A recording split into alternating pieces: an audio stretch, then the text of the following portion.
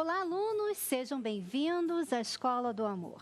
Hoje vamos falar de dois assuntos que mexem com os relacionamentos: ciúme doentio e sexo. Mas já que temos uma plateia cheia de perguntas aqui com a gente, vamos começar com o sexo, Renato. Vamos lá com o que todo mundo quer saber. Sejam todos bem-vindos à Escola do Amor. Olá. Ok?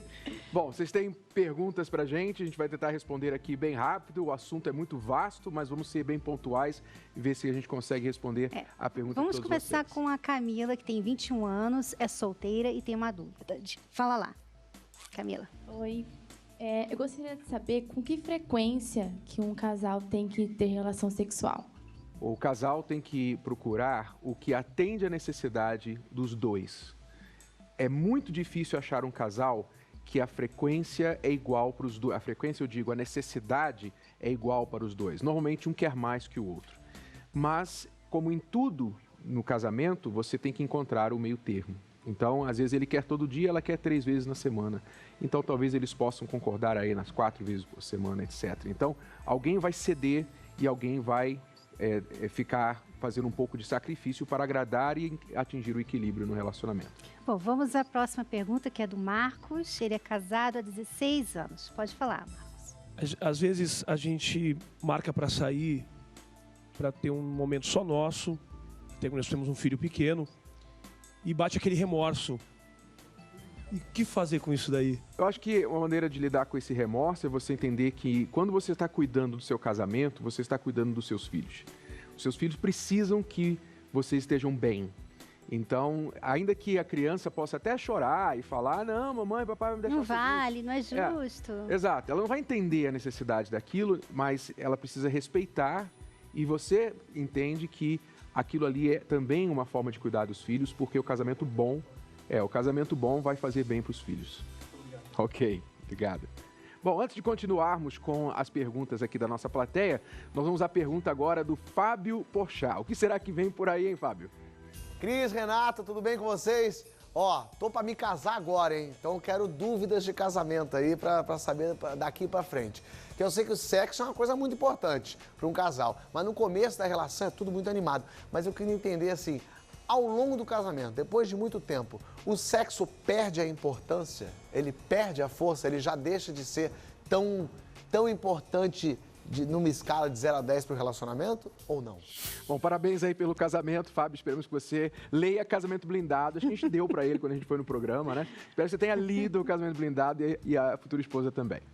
Bom, é tão importante quanto no início, aliás, mais até. O sexo é a intimidade do casal. Você tira o sexo, você deixa o casal sem intimidade.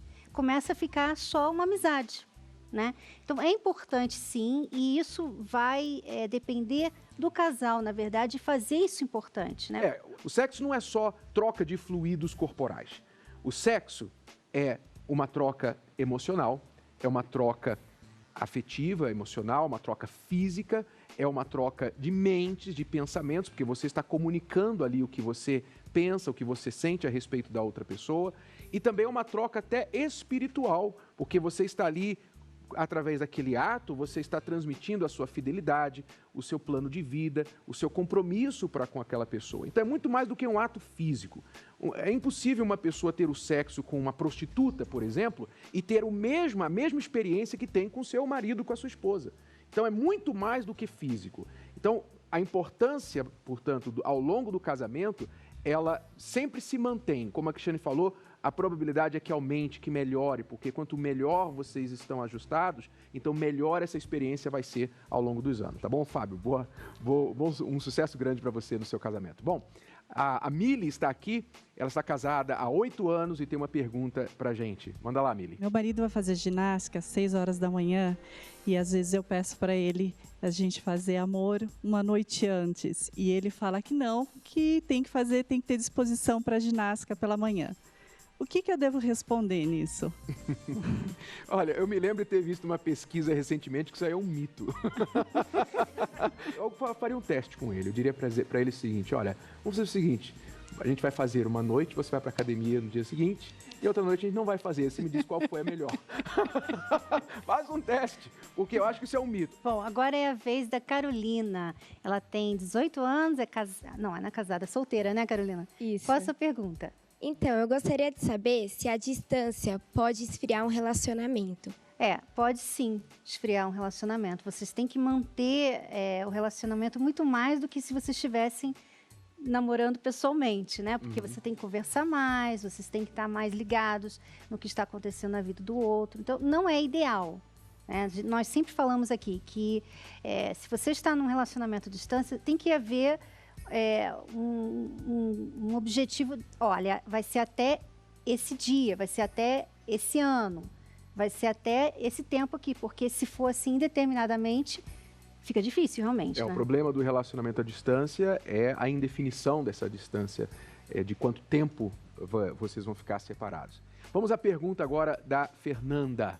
Diga aí, Fernanda. Se depois de um tempo de casado, eu tô preferindo dormir cedo do que ter relação sexual. E o que faz para deixar preguiça de lado, assim? Prefere dormir do que ter sexo. Tá valorizando mais o sono do que... Mas, por exemplo, tem várias coisas na vida que você preferia fazer, mas você não faz. Por exemplo, você tem que trabalhar, mas o dia tá tão assim frio lá fora, você preferia ficar na cama. Mas você sai e você vai trabalhar, né? Você preferia comer um bolo de chocolate, mas você come lá os legumes, né? Vamos dizer assim. Então, assim, tem várias vezes que a gente já faz isso. Por que em relação ao seu marido, à sua esposa, você às vezes não né? Poxa, se eu dormir mais cedo, todo dia, a gente não vai ter relação. Mas eu queria perguntar para Fernanda. Fernanda, quanto tempo dura a relação sexual? Em média? Meia hora. Meia hora? De começo ao fim? Tá demorando. O microfone. Tá demorando. Meia hora. Tá demorando. Mas olha só, essa meia hora que você vai, entre aspas, perder, você vai ganhar porque você vai cair de sono depois. Você vai dormir mais rápido depois. Aliás, isso é cientificamente comprovado. Depois do sexo, o casal dorme mais rápido. A próxima pergunta é do Gustavo, ele tem 20 anos e está solteiro. Vamos lá. Então, a minha pergunta é a seguinte: gostaria de saber se acessórios e brinquedos sexuais eles podem ajudar num casamento, por exemplo. A questão de acessórios é a seguinte: muitos casais que nós já aconselhamos, tratamos, eles acabam perdendo o foco de que o corpo humano, né, o corpo do parceiro, é algo que eles têm que conhecer, aprender a estimular, cuidar e se sentir atraído por aquilo que está ali. E muitas vezes, quando eles começam a partir para acessórios, isso causa uma dependência e uma variação de foco. Você perde o foco do corpo do parceiro e começa a pensar qual é o novo acessório que eu vou poder usar. Então, já não é mais o estímulo do parceiro, é o estímulo do acessório. Então, não estou dizendo aqui que é uma coisa certa ou errada, é uma coisa que muitas vezes desvia o foco do casal. E não é sustentável. E ela tem que se sentir exclusiva, né? Ela tem que se sentir tão valorizada e tão feliz e tão realizada. Poxa, ele não precisa de nada, não preciso de nada extra. Eu sou o suficiente. E isso já ajuda bastante. O que a sua mulher quer, o que a sua esposa e o que eu creio que você quer, é que a pessoa com quem você está tendo relação faça você se sentir desejado, faça você se sentir o cara. E você é a mesma coisa a respeito dela. Então aquilo ali é altamente estimulante, essa admiração, essa atração. E tudo isso é mental. A pessoa, às vezes, que parte para artifícios, para estimular, isso é mais uma preguiça mental de investir aqui no relacionamento do que, propriamente dito, uma variedade para apimentar a relação. Bom, agora é a vez da Flávia. Ela é casada e tem um filho. Diga lá, Flávia. Minha pergunta é: se filmes adultos ajudam ou atrapalham no desenvolvimento do casal? Então, isso, ainda bem que a ciência já está agora também provando com estudos que a pornografia, ela causa dependência e porque causa dependência, ela acaba prejudicando a relação do casal, a relação íntima do casal. Como eu falei, a mesma coisa da questão dos brinquedos sexuais. A um primeiro momento, há um estímulo, como o uso da droga. A um primeiro momento causa um estímulo, mas depois vem a dependência. E quando você fica dependente daquilo, então já estraga o que você estava querendo de início com o uso daquele elemento. Normalmente os casais começam na pornografia pensando, vamos apimentar a nossa relação. E a princípio acontece. Depois, quando vem a dependência, então a mulher já sente que ela não estimula mais o marido. O marido, hoje, a maior causa de disfunção erétil, a impotência, é a pornografia. Não era. Mas jovens hoje, muitos jovens de 18 até 40 anos, hoje a maior causa da impotência neles é a dependência da pornografia. E muitos que são casados e não conseguem desempenhar sexualmente com a esposa sem olhar a pornografia. Então, como eu falei, a longo prazo, isso não funciona no casamento. Sem contar que é injusto, porque na pornografia tem lá, é uma cena, que tem lá um monte de gente preparando aquilo, e a mulher, né, ela só vive para aquilo, então ela é toda bonita, toda bonitona. A esposa é uma mulher normal, que tem filhos, que tem uma casa para cuidar e tal. Então, quer dizer, a pornografia acaba trazendo uma comparação que é injusta, porque ele vai comparar ela com aquela atriz, ele vai querer que ela faça o que aquela atriz faz. E ele vai querer que ela seja como aquela atriz. Então, eu não vejo isso uma coisa saudável. Normalmente não é uma imagem fiel do que a vida sexual saudável realmente é. Nem muito menos para a mulher. Normalmente na pornografia, o tema principal é a dominação masculina sobre a mulher. O homem tirando o prazer de dominar a mulher, às vezes de tratar a mulher de uma forma animalesca. E duvido que as mulheres, na maioria delas, gostem disso. Okay? Então a gente aconselha novamente pesar aí o benefício disso a longo prazo. E agora a última pergunta da Camila. Bom, meu marido adora uma fantasia sexual. Muitas delas eu nem imagino como realizar. Porém, para o bem do nosso casamento, da nossa relação, eu devo realizar todas essas fantasias?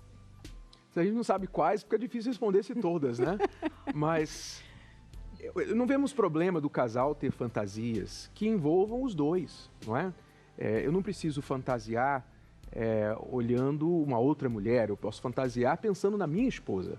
Então, desde que é algo que não vai estimular infidelidade, não vai estimular agressão, não vai ser algo que você se sinta constrangida de fazer, então não vemos problema com isso. Mas sempre tem que ser do lado dos dois, tem que ser prazeroso para os dois. Porque se é prazeroso para ele, mas te fere, te constrange, então ele, em sã consciência, não deveria querer impor isso sobre você. E também cuidado para que isso não seja um vício também, né?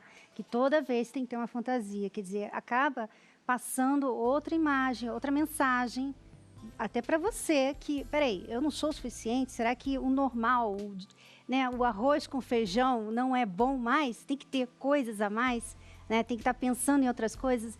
Então, assim, eu falaria para ele, será que eu conversaria com ele e falaria, olha, será que eu não sou suficiente para você? Será que você não tem prazer comigo só?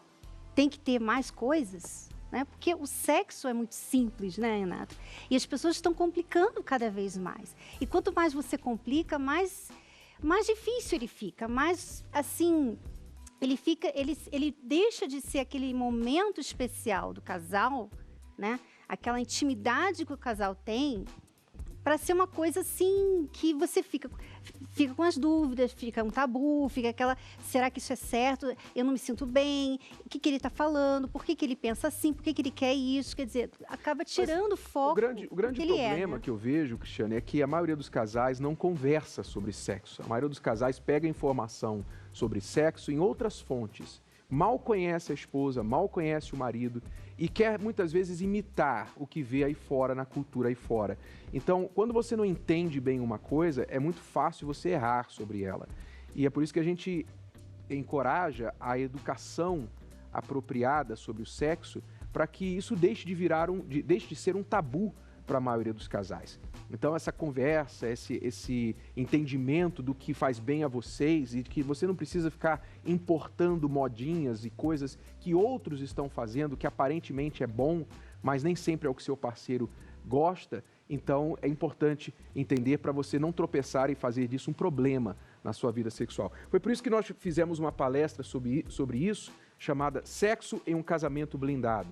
Essa palestra tem 2h30, mais ou menos, onde nós nos aprofundamos muito no assunto e respondemos perguntas, tiramos dúvidas, ajudamos os casais a olharem o sexo de uma forma sadia e como vocês podem aproveitar o sexo, desde a lua de mel até se vocês são casados há 20, 30, 40 anos ou mais, como isso pode ser sempre proveitoso para vocês. Se vocês quiserem assistir essa palestra, ela está disponível em DVD para quem se recusa a entrar na internet, né, e assistir online, você pode adquirir o DVD. Ou então tem o streaming também, você pode assistir o vídeo através do seu computador, através do site casamentoblindado.com. Bom, queremos agradecer a vocês, muito obrigado pelas perguntas muito pertinentes, interessantes. Esperamos ter ajudado vocês e muita gente que tem as mesmas perguntas em casa, tá bom? Obrigado por virem. Bom, chegou a hora de entrarmos no segundo tema de hoje, que é ciúme doentio. Um sentimento que pode destruir uma pessoa e qualquer relacionamento, até a família inteira. Acompanhe a reportagem agora e veja os números espantosos sobre violência causada pelo ciúme. Considerado por muitos o tempero das relações, o ciúme é um sentimento comum a quase todas as pessoas, mas fora de controle vira patologia e pode levar a tragédias. Entre 1980 e 2013, foram assassinadas mais de 100 mil mulheres e quase 5 mil mortes em 2013, o último ano do estudo, o que representa uma média de 13 mulheres assassinadas por dia. O Brasil está em 5º lugar nesse ranking, conforme dados da Organização Mundial da Saúde, a OMS, que avaliou um grupo de 83 países. E desse total, 10% foram mortas pelo parceiro por motivo de ciúme. Quem não se lembra do caso Mércia Nakashima? Ela foi assassinada pelo então noivo, o advogado Misael Bispo. A família dela disse que ele era extremamente possessivo e ciumento. E quando a namorada tentou terminar a relação, ele não soube lidar com a frustração. Outro caso famoso foi o da jornalista Sandra Gomide. Ela foi morta pelo namorado Antônio Pimenta Neves. Na época, ele tinha 63 e ela 32 anos de idade. O motivo? O mesmo. Ela terminou e ele não aceitou. E você vê pessoas inteligentes, pessoas capazes, né? Pessoas que provavelmente nunca, jamais imaginavam que um dia estariam nos noticiários policiais por causa de ciúme. E eu imagino, Renato, que algumas dessas pessoas até falavam assim, mas eu amo muito, eu amo tanto, que eu não consigo viver sem essa pessoa, ela vai ter que morrer. E muitas vezes a pessoa não sabe que ela tem isso até que ela se vê numa situação em que ela é provocado, o ciúme dela é provocado. Então ela descobre só quando já é tarde demais ou um pouco tarde para fazer algo a respeito. E tem outro agravante, Renato, porque às vezes a pessoa, por exemplo, a namorada, ela pensa que ele é ciumento, ele é possessivo porque ele ama. Então ela pensa assim, então isso é um bom sinal, porque ele me ama tanto que ele é assim, possessivo, que ele não me deixa ver minha família, que ele não deixa eu ter amizades, que ele está sempre querendo saber onde eu estou. É amor, isso é amor. E isso não é amor. Nós vamos falar para vocês hoje que ciúme doentio não é amor. É doença, como já diz o nome. É doença. É doença. E para falar mais sobre esse assunto, estamos aqui hoje com um casal, o Richard e a Natália, que estão noivos há 1 ano e meio. Bem-vindos ao programa. Obrigada. Tudo bem? Tudo bom. Bom, para chegar aqui, esse casal passou por muitos maus bocados. Vamos ver o que aconteceu com eles. O começo do relacionamento dos meus pais, quando eles se conheceram, foi um pouco complicado, né? Porque antes do casamento, meu pai acabou engravidando a minha mãe com 17 anos. E aí foi tudo meio que às pressas, né? Teve eu falo que teve que pular etapas, tiveram que casar. Então, assim, ninguém estava preparado para que isso fosse acontecer. Eu tive uma infância que eu era um menino bastante bagunceiro, muito briguento. Na escola arrumava bastante confusão. Teve uma época que eu fiquei morando com meus avós, né, porque meus pais trabalhavam. Aí meu pai mudou de trabalho, né, começou a viajar muito e aí começou a ter algumas desavenças, alguns problemas em casa, né? Muita briga, ciúme da parte da minha mãe, porque meu pai viajava muito, só vinha às vezes de final de semana para casa. A gente tinha costume de todo ano estar viajando. E uma dessas viagens, uma moça veio com um rapaz, ofereceu um CD, né, de canção deles. E aí minha mãe acabou causando um problema ali dentro do restaurante. E meu pai, por ser reservado, aí ele falou, desse dia em diante a gente não viaja mais. Aí minha mãe começou a desconfiar, né? Aí teve um dia que minha mãe ligou na empresa e meu pai não estava lá, tinha tirado férias, só que não estava em casa. E aí meu pai tinha ido viajar. E aí minha mãe descobriu que ele tinha uma outra pessoa. Aí eles resolveram separar. Na minha adolescência eu gostava de sair bastante, eu bebia bastante, eu ia para bastante balada, eu tive bastante relacionamentos, né? Então foi assim, eu tentava ter bastantes amigos para talvez esquecer um pouquinho em casa, né, os problemas da minha mãe. Meus avós, né, também tiveram um pouco de problema no relacionamento deles. Meu avô saía, minha avó às vezes ia atrás, seguia ele, de vigiar, de cuidar. E minha mãe de pequena, ela comentava que ela ia junto, né? Então, assim, ela acabou levando isso um pouco pro relacionamento dela. De estar seguindo meu pai, de estar tendo um ciúme excessivo. E eu acho que, assim, acabou acarretando um pouco, inconscientemente, pra mim, né? Teve um relacionamento que eu tive mais sério, né? Que foram 4 anos. E o relacionamento no começo foi tudo legal, a gente se conheceu, foi bacana. Só que aí, depois de um tempo começou a ficar um pouco conturbado. Ela tinha um ciúme um pouco excessivo, porque eu era de ter bastante amigo, de sair, de bagunçar bastante. E ela começava a me seguir, eu ia às vezes pra academia, algum lugar ali atrás. E aquilo começou a me gerar, como que eu posso dizer, eu comecei a ficar incomodado com aquilo, né? E aí eu comecei a deixar ela na porta da casa dela e sair com meus amigos. E aí uma dessas vezes tinha uma amiga dela que estava nessa balada. E ela me viu lá, tirou foto e mandou para ela. A gente largou. E aí depois de 15 dias a gente voltou. Depois disso nunca mais foi igual, né? Aí foi que eu me enchei nas baladas, bebida, bagunça. E aí foi quando eu conheci a Natália. Bom, como a gente viu aí, a infância do Richard, num lar onde a desconfiança da mãe mais a traição do pai deram a ele como que um combustível, né, explosivo para explodir lá na vida adulta. Já a Natália teve uma infância de certa forma tranquila, mas na adolescência descobriu alguns prazeres proibidos da vida. Vamos ver o que aconteceu. Bom, a minha infância foi bem tranquila. Eu tive todo o suporte dos meus pais quando pequena. Foi uma gravidez assim desejada. E então quando eu nasci foi primeira neta, primeira filha, então imagina, né? Assim, acho que até um pouco mimada pelos meus pais. Teve uma época em que o meu pai também deixava muito a minha mãe para sair com amigos, futebol, churrasco, essas coisas.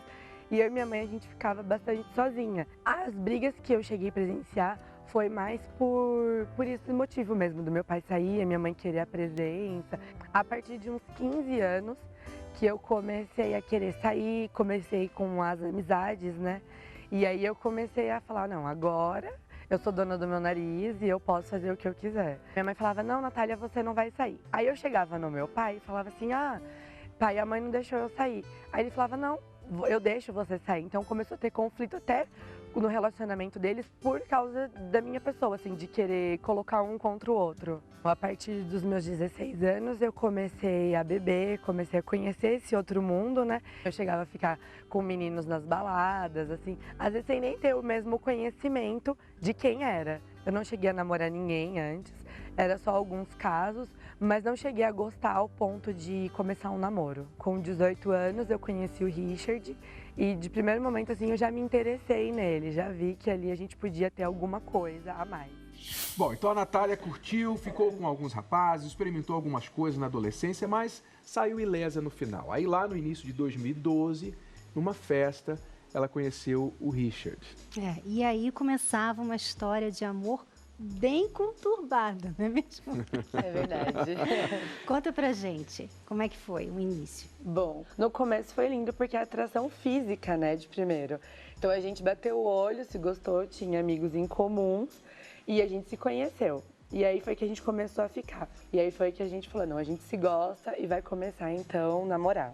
Mas ela mal sabia o que estava por vir aí, né, Richard? Sem dúvida. Daqui a pouquinho você vai contar pra gente o que foi aí não sei se é uma crise, se foram... Acho que foi mais que uma crise de ciúme. Você vai saber daqui a pouquinho o que o Richard fez por ciúme da Natália. Não sai daí, a gente volta depois do intervalo, bem rapidinho. A terapia do amor não acontece só no Templo de Salomão. Ela está em todo o Brasil. Encontre a localidade mais próxima a você acessando o site terapiadoamor.tv. Basta clicar na seção Onde e Quando Acontece e digitar. Se preferir, você também pode encontrar a terapia do amor mais próxima ligando para 11 3573 3535. De qualquer lugar do país, você pode aprender o amor inteligente. Estamos de volta e vamos conhecer um pouco mais sobre esse casal, Richard e Natália. Entender por que viveram anos tão desgastantes dentro do relacionamento. Richard, você ia começar a falar como você conheceu a Natália, como no início foi uma paixão assim, uma atração muito grande, que logo começou a ser problemática. Como foi assim? Quando você olhou para a Natália, você estava vindo ali de um relacionamento de 4 anos, foi isso? Isso. Que não deu certo. E você estava curado, você diria que estava curado daquele relacionamento já, ou ainda estava amargando as consequências? Não, na verdade, após eu terminar o relacionamento, eu fiquei 8 meses solteiro, né? E aí curti mais as baladas, ficar com as meninas.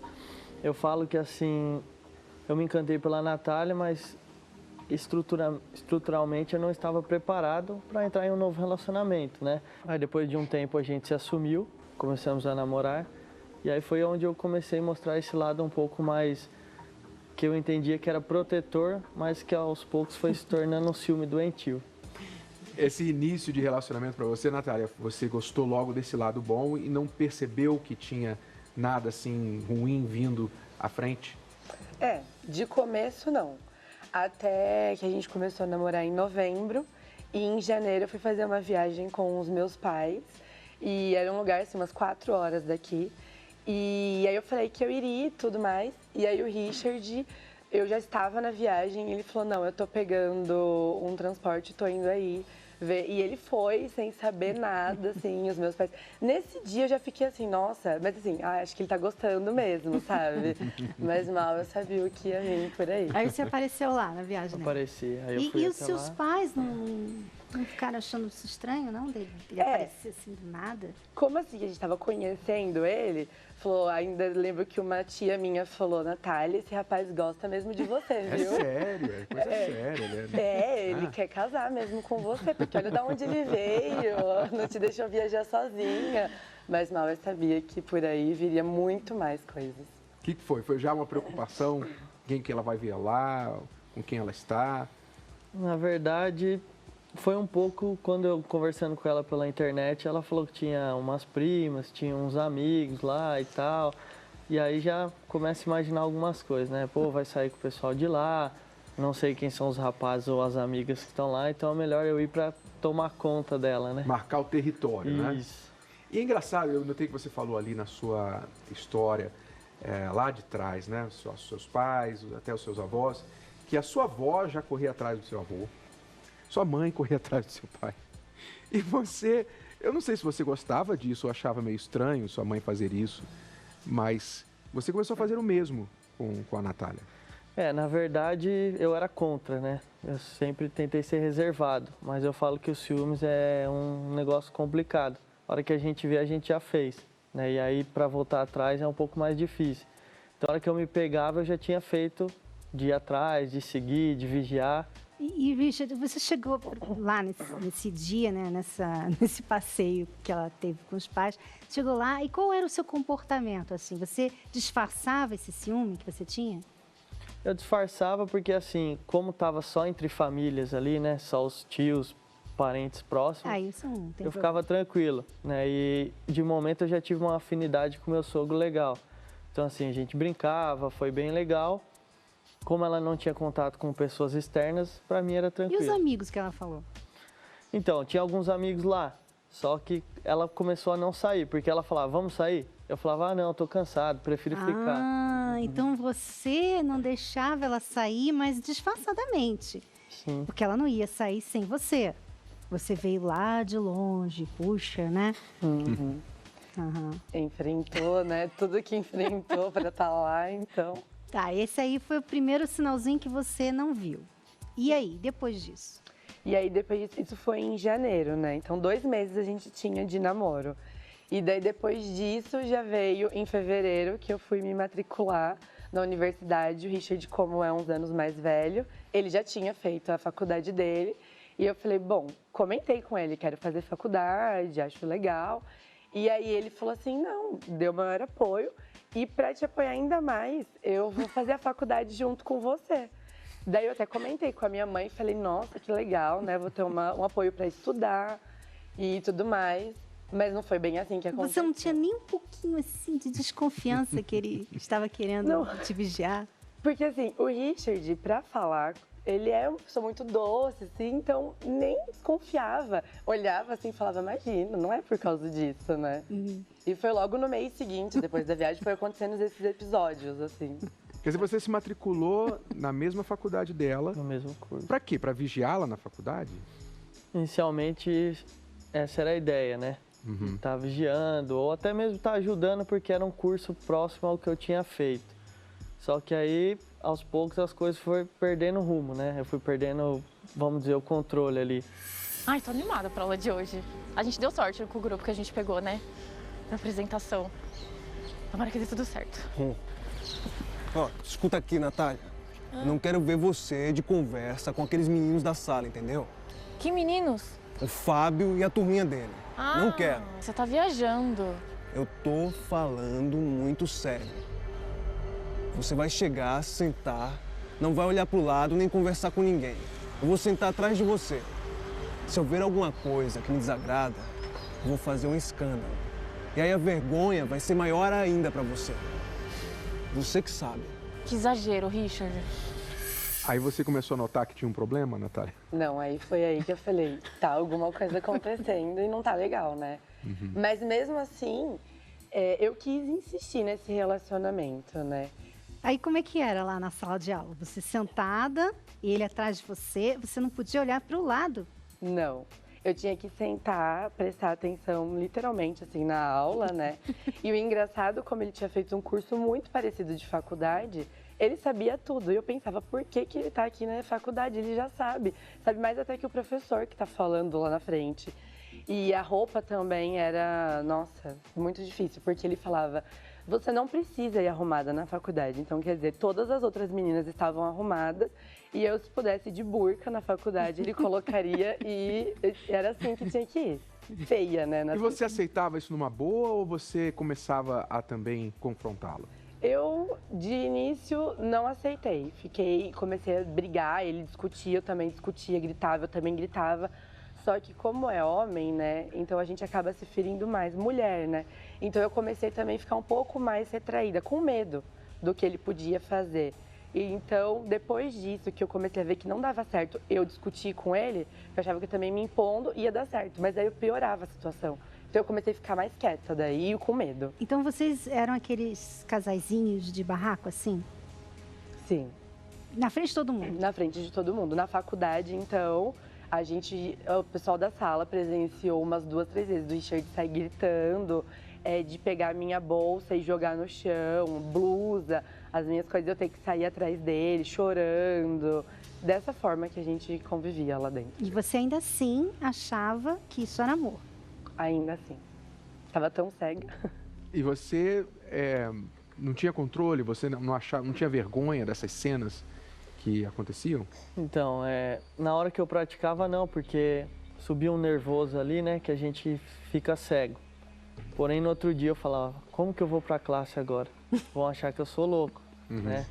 E eu contornava a história, faltava um dia aqui, faltava um dia ali até pensar que o pessoal tinha esquecido e voltava. E aí foi quando eu resolvi sair da faculdade, né, e tentar confrontar esses meus ciúmes, saindo e deixando ela fazer o curso, porque eu já tinha feito.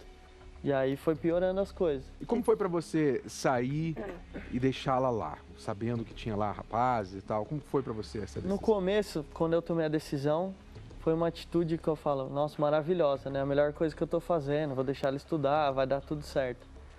Porém, no dia seguinte já começa a passar um monte de coisas na cabeça, né? Eu falo que o ciúme, ele cria situações onde não existem. Então eu começava a imaginar. Eu mandava uma mensagem, ela não respondia.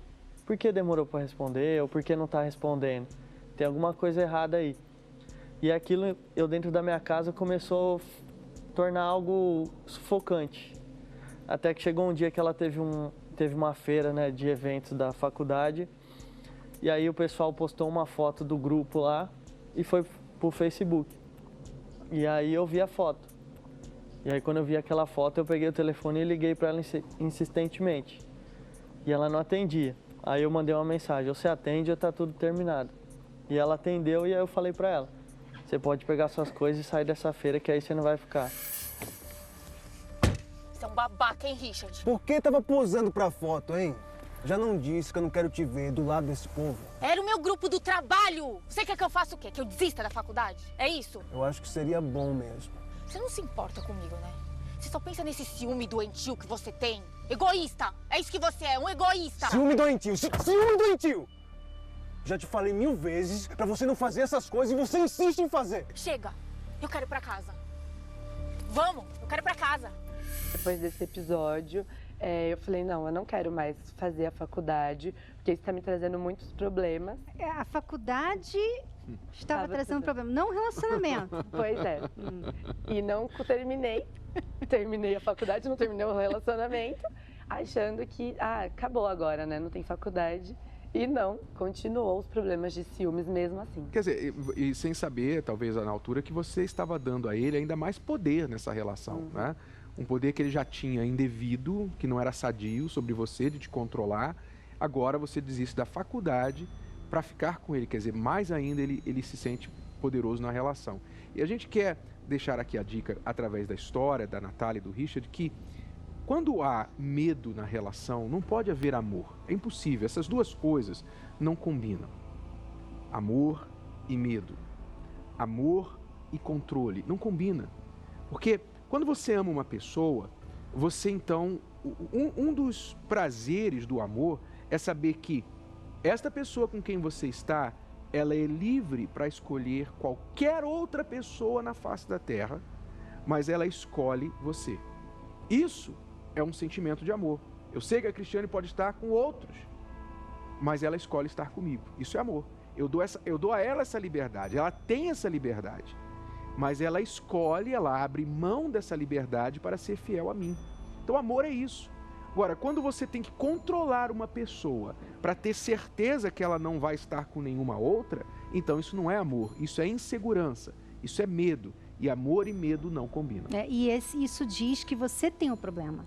Que o ciumento é que tem o problema. Não é a outra pessoa que fala com as outras pessoas, que vai à faculdade, que conversa com outras pessoas, né? Não é ela que é o problema, porque o ciumento, Renata, ele coloca a culpa na outra pessoa. Ele fala, eu estou agindo assim porque ela está dando razão, né? Então, ela tirou uma foto com o grupo lá na faculdade, ela está dando razão para eu tomar essa atitude de chegar e mandar ela sair de lá e fazer tudo isso. Quer dizer, não, na verdade, você tem um problema, sério. Você que fica vendo coisa, você que fica, sabe, imaginando. Ela está lá na faculdade, ela deve estar conversando com alguém, ela deve estar dando em cima de alguém deve estar dando em cima dela e ela está dando para ela. Você fica imaginando, essa imaginação é sua. Isso está vindo de você. Você tem um problema sério de ciúme doentio. E isso precisa ser tratado, né? Também aquela desculpa, né, ou aquela justificativa. Não, eu confio em você, mas eu não confio nas outras pessoas que dão em cima de você. Pois é, mas na verdade você não confia nesta pessoa aqui. Por quê? Porque se você acha que a sua namorada, o seu marido, não é firme o suficiente, seguro o suficiente para que, se uma pessoa der em cima dele, ele disser para ela, eu não quero nada com você, então é porque você não confia no seu namorado. Porque Você acha que se alguém der em cima dele, ele vai se envolver com aquela pessoa. Então você não pode controlar nem os outros, nem o seu namorado, ou esposo, ou namorada, mas você tenta com a ilusão de que pode, através de atitudes ridículas. Que tanto é doentio que eu tenho certeza que nem você se sentia bem. Não era só a Natália que se sentia sufocada. Você também não se sentia bem com aquilo que você fazia.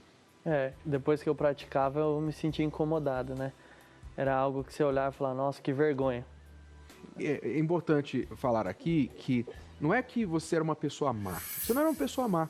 Você tinha um problema que veio lá da sua família, né? Que você viu a traição dentro de casa, você já via desde os seus avós, e você nunca conseguiu processar, resolver isso dentro de você. Você nem gostava do que sua mãe fazia, não é? Seguindo seu pai, etc. Mas você herdou isso, isso estava no seu DNA. E como nunca foi processado, resolvido, entendido, você simplesmente continuou praticando isso na sua família. Então, você que está em casa, você que passa por um problema assim, às vezes você não entende que o seu ciúme, o seu comportamento doentio vem de uma situação que nunca foi tratada lá de trás. Pode ser de um relacionamento anterior, onde você foi traído. Pode ser da sua família, onde você viu a traição, você viu uma pessoa, por exemplo, a sua mãe ou o seu pai, se entregar, né, com toda a fidelidade, com toda a dedicação ao parceiro e depois sofrer uma traição. E você ficou desconfiado. Olha, tá vendo? As pessoas não são fiéis e você acha que na primeira oportunidade o seu namorado, o seu marido vai te trair. Então, isso precisa ser resolvido primeiro dentro de você. Senão, não vai resolver o problema do ciúme da relação. E isso não quer dizer que você é uma pessoa má. Isso quer dizer que você precisa resolver isso que está dentro de você. E aí você fala assim, mas Cris, Renato, essa pessoa está me dando razão. Ela está realmente tendo conversas inapropriadas com essa outra pessoa. Aí é um outro fator. Aí não é ciúme doentio. Aí você tem razão de ter ciúme, você tem razão. O problema não está em você, está na outra pessoa, está se comportando indevidamente. E você tem que decidir, eu vou querer confiar de novo nessa pessoa, eu vou dar uma chance para ela parou de me trair, ela está me traindo, eu vou ter que me retirar dessa relação. O que não pode acontecer, Renato, a pessoa até sabe que a outra está traindo e ela fica ali só no ciúme. Exato. Né? Aí você também não está resolvendo o problema. Para você que quer saber como agir numa situação onde o seu ciúme é justificado, porque a outra pessoa está dando motivo, então acesse agora a nossa rede social, na página da Escola do Amor do Facebook. Nós vamos postar aí na página do Facebook a nossa dica, ciúme e a regra dos 3. Ciúme e a regra dos 3. Você vai saber qual é essa regra dos 3, para quando o parceiro te dá razão para sentir ciúme. Acesse a nossa página na Escola do Amor, facebook.com/Escola do Amor, e acesse esse vídeo agora para você entender. Ou marca aí para você assistir depois do programa. Vamos continuar entendendo a história aqui dos dois. Natália, você não tinha amigas, familiares que viam esse tratamento que o Richard te dava e falavam para você, sai fora disso, ele é doido, ele vai te agredir um dia. Você não tinha alguém que falava isso para você? Questão de amizade, eu não tinha muitas, né? Porque o Richard não deixava. Quem mais viu e presenciou brigas, e mesmo assim eu tentava esconder, foi a minha mãe. Mas mesmo assim eu ainda queria esconder esse outro lado, porque eu não queria que as pessoas ficassem sabendo. Até amigas minhas, quando perguntavam assim, Natália, mas por que você não tem Facebook, não tem WhatsApp? Como que a gente vai se conversar? Eu falava, porque eu não quero, eu não gosto. Eu não falava, o Richard não deixa. Então, quem assim, mais próximo de mim era minha mãe, que via mesmo. Qual foi a explosão disso? Isso culminou com o quê? Porque ia piorando. Qual foi, assim, o principal episódio que marcou para vocês que a coisa realmente estava ruim? Foi um dia que a Natália estava trabalhando e eu pedi para ela pedir a conta no trabalho. E ela foi pedir a conta e o patrão dela não deixou ela sair. E aí, nesse dia, todos os sábados, eu pegava ela na porta do trabalho. E ela entrou no carro e eu falei pra ela, deu certo? Pediu a conta? Ela falou, meu chefe não deixou eu pedir a conta. Aí ali o ciúme já explodiu. Porque como eu tinha o vício da bebida, todas as vezes que eu ia buscar ela, eu estava embriagado. E aí juntou o ciúme com a bebida virei uma bomba relógio, né? E eu larguei o carro ali onde eu tava e entrei no trabalho dela. E aí chegando lá, ele não estava lá. E aí eu subi com ela e falei pra responsável. Ela tá assinando aqui uma carta de demissão e acabou. Nós saímos, entramos no carro, estávamos indo embora e o patrão dela começou a ligar. E ela atendeu. E aí ele começou a gritar muito com ela no telefone. Me xingando, como que ela deixava eu fazer isso, ele não ia mandar embora, que ela é uma boa funcionária e tal. E aí eu peguei o telefone e comecei a discutir com ele por telefone. E aí a situação começou a tomar um rumo pior, porque ele falou para eu ir lá conversar com ele, como eu estava de cabeça quente. Aí eu passei em casa, peguei uma faca, né, e falei para ele, eu vou na porta da sua casa e a gente resolve o que tem que resolver. E aí eu estava no caminho indo, com a faca, ela não sabia de nada. E aí eu encostei o carro na porta da casa dela, minha sogra saiu. Vou trocar uma ideia com esse cara. Não faz isso, Richard. Ele é chefe dela. Você vai acabar fazendo uma besteira. Não é chefe nada. Ele dá em cima dela que eu sei. Homem, trai, você vai se acalmar primeiro. Natália! Natália! Vamos tomar uma água. Isso só pode ser culpa sua também, né, Natália? Por que esse cara não quer te mandar embora, hein? Me fala! Você deve ter um caso com ele, isso sim. Por que ele queria que você saísse desse trabalho? Porque assim, ele morava na minha rua, esse meu gerente. E ele sempre me convidava pra gente. Ou ele pegava uma carona porque era próximo, ou a gente almoçava junto. E o Richard não gostava disso, não aceitava. E ele também... Faz sentido. E ele também queria um trabalho onde só existisse mulheres. Não queria que existisse homens no meu trabalho. Uma coisa provavelmente impossível, né? Uhum. Então foi por isso que ele queria que eu pedisse a conta desse trabalho. Agora, você também errava. Primeiro você errava porque permitiu, você deixou a coisa escalar, né? Coisa que normalmente começa num nível aceitável e depois quando a pessoa já está gostando, já está tão envolvida, ela não consegue terminar. E às vezes tem até a questão do medo de terminar, porque a pessoa já se mostrou tão imprevisível, tão às vezes agressiva, que a pessoa fica com medo de terminar. Se eu terminar, o que ele vai fazer, né? Você errou nessa parte, mas você também errava na maneira de você lidar com ele. Você tinha um gênio forte, você era agressivo às vezes com ele, e ele por isso ficava até com mais ciúme de você defender suas posições às vezes? Sim, eu também tinha uma parte nisso, né? Porque em questão de roupa também, eu falava, não, ele já manda na minha vida inteira. Se eu deixar mandar na roupa, aí ferrou, né? Mas aí eu queria, sei lá, provocar, saindo com uma roupa mais curta. Você queria provocar o ciúme dele? Assim, já não tinha o suficiente, né? Não tinha o suficiente. Não era suficiente. Então, se ele falasse, não vai com essa roupa, eu falava, vai, agora é que eu vou. Você tá me, assim, enfrentando. E nesse tipo, eu também era agressiva, não era fácil também de lidar. Se ele gritava, eu também queria gritar. Mas óbvio que ele ganhava, né? Não tinha nem como. Eu já abria a boca pra chorar, já ficava nervosa. Mas em contrapartida também não era nada fácil de lidar. E eu ocasionava isso nele também. E os ciúmes dele começou também a me causar uns ciúmes assim. Ele me prende tanto, ele tem tantos ciúmes de mim, eu também vou começar a ter dele. E então eu vou fazer, ele vai pedir pra sair com os amigos, eu vou falar, não, você não vai, porque lembra o que você fez comigo? Então eu comecei a revidar. Dá o troco. Dá o troco. Você chegou a fazer barraco também, igual a ele? Já cheguei. Opa, gente, tudo bom? Vocês chegaram rápido hoje? Por quê? Tô atrapalhando alguma coisa? Não. Hoje tá tranquilo de trabalho. E vocês estão fazendo o que aqui? Batendo papo? Só resolvendo as pendências. Que pendência você anda resolvendo com meu namorado? Natália, que é isso? Isso é jeito de falar? Jeito de falar o quê? Você me chama até aqui pra uma asinha tá em cima de você. Você tá de brincadeira comigo? Aqui é o meu trabalho. Você não vai fazer barraco aqui, não. Ó, pega o seu presente e a gente conversa à noite. Não vou pegar nada. Se eu pegar, jogo na rua. Come aí com a tua amiguinha. Então eu também acabei me tornando a ciumenta possessiva, né? Desencadeou isso em mim. Quer dizer, tudo errado, né? Tudo para dar errado, tudo para piorar e até para acontecer uma tragédia em qualquer momento, se vocês não se controlassem, né? Ou surgisse uma coisa que explodisse essa bomba que você falou. Então, como que isso culminou no final para se tornar um final feliz? Porque hoje vocês estão noivos, estão de casamento marcado, mas já resolveram o problema do ciúme. Como foi que vocês conseguiram resolver o problema do ciúme? todas essas brigas, as piores, minha sogra presenciava, né?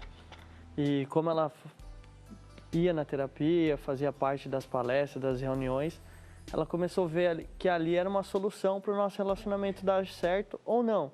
Cabia a gente escolher se queria ir para um caminho melhor ou parar por ali. E aí houve um convite da minha sogra para a Natália.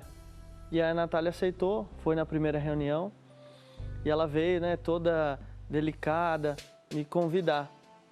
E eu, como tinha um pouco de preconceito, eu falava assim, não preciso disso, eu sou homem, para que eu preciso estar indo aprender? Isso aí é conversa furada, né? Meu relacionamento é maravilhoso, eu sei tudo. Porque a gente entende assim, já tive vários relacionamentos, então eu entendo bem disso. Só que, na verdade, como eu participava de todos e nenhum deu certo, ali tinha um problema. Só que eu não enxergava isso. E aí ela me chamou um dia e falou, vamos lá, amor, é legal, tal. Eu falei, vou só uma vez. Só que aquilo que eu ouvia na palestra inicial, começou a me incomodar. Porque eu vi que eu estava totalmente errado. E aí eu comecei a chegar próximo a ela e falei, não, vamos hoje. Mas e o futebol? Hoje não vou jogar bola, estou cansado. E aí foi gradativamente. Nós fomos participando, aprendendo.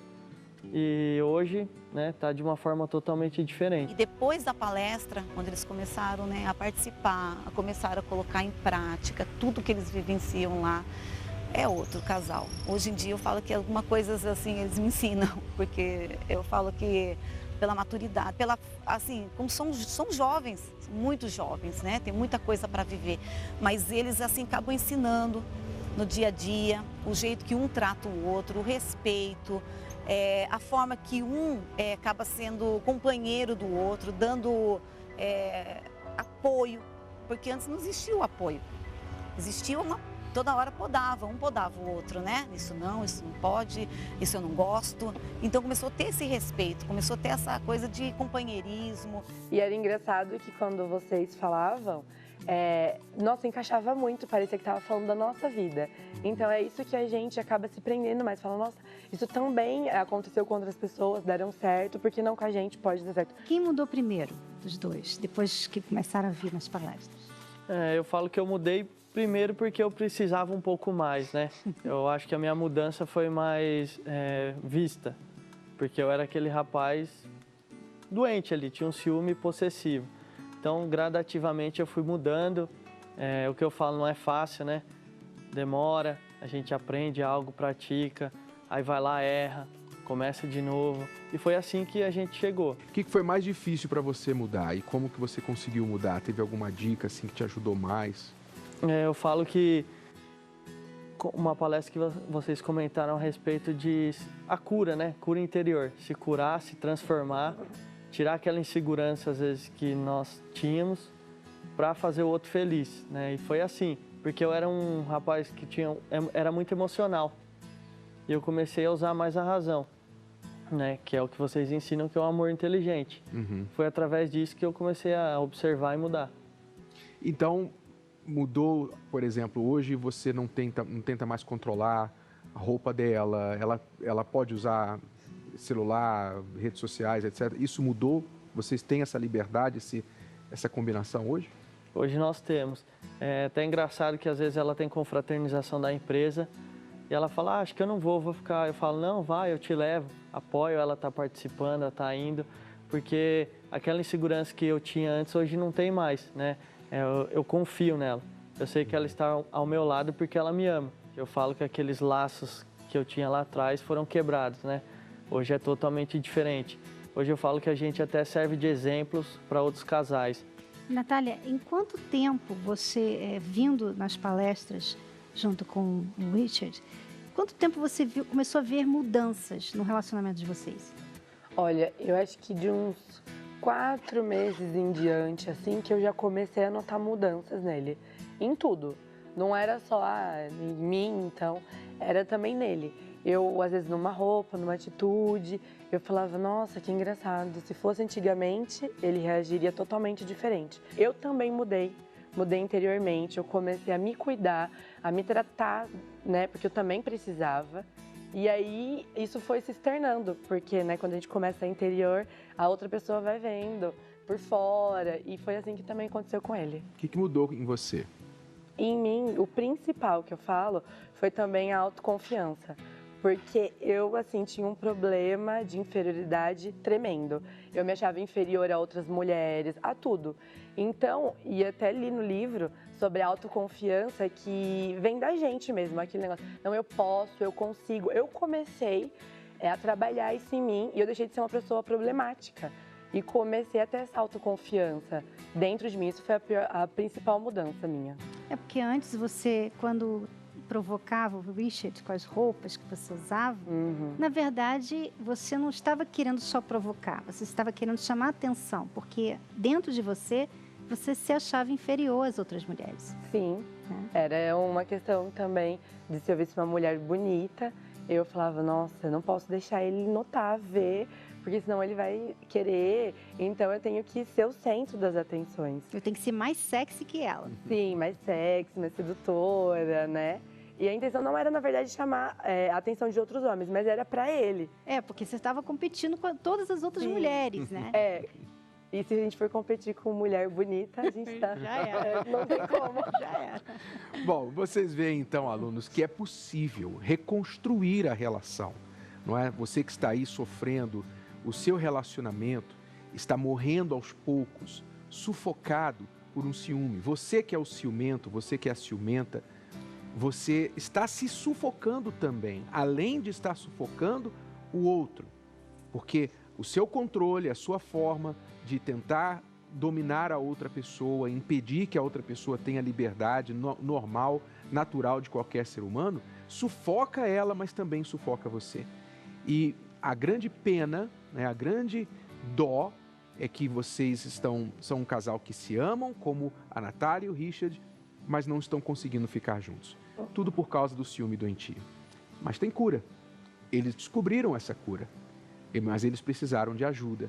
E eles vieram para as palestras que nós fazemos para os casais e para os solteiros. Por isso, queremos reforçar aqui, Cristiane, para quem quiser, quem reconhece que precisa de ajuda, seja o ciumento ou o que está em um relacionamento com o ciumento, que eles podem vir buscar essa ajuda na palestra já nesta quinta-feira. E a palestra é gratuita. O Richard e a Natália não pagaram nada. Vocês pagaram uma coisa? Não pagaram nada. Quer dizer, você pode vir, tem creche, tem estacionamento amplo para o seu carro. Ou seja, tem tudo ali. Agora, você que tem que tomar essa atitude, né, Renato? Porque nós estamos aqui oferecendo a você, olha, tem um caminho, tem uma luz no túnel, no final do túnel. Você quer ir até lá? Porque o que acontece com muitas pessoas que estão passando por esse problema é o que acontecia com o Richard. Não, eu não preciso. Eu vou resolver. O tempo vai curar esse ciúme. Mas o tempo só vai piorando a situação. Assim como algo aconteceu para você se tornar uma pessoa ciumenta, porque não é natural. Algo aconteceu, no caso do Richard, veio da família dele. Algo aconteceu na sua vida, talvez você sofreu uma traição lá atrás, talvez isso já vem da sua família. Algo aconteceu para você estar sofrendo assim. Você só vai parar de sofrer assim quando algo diferente acontecer com você. E esse algo diferente é você se reeducar, é você se tratar, se curar, arrancar as raízes deste ciúme doentio e aí sim você vai poder amar com liberdade, dar amor e receber amor, tá bom? Anote aí o endereço, Avenida Celso Garcia, 605, a 5 minutos da Marginal Tietê, aqui em São Paulo, no Templo de Salomão. Não perca essa oportunidade de aprender como melhorar o seu relacionamento e até mesmo o seu namoro antes de se casar, como a Natália e o Richard vão fazer aqui. O casamento vai ser em abril. Então, a história dos dois aqui continua. Muito obrigado pela participação de vocês e parabéns por serem alunos aplicados e aplicarem o que aprenderam, tá bom? Nós que agradecemos. Muito obrigado. Obrigado. It's a wonderful show. It's the most intelligent show on television.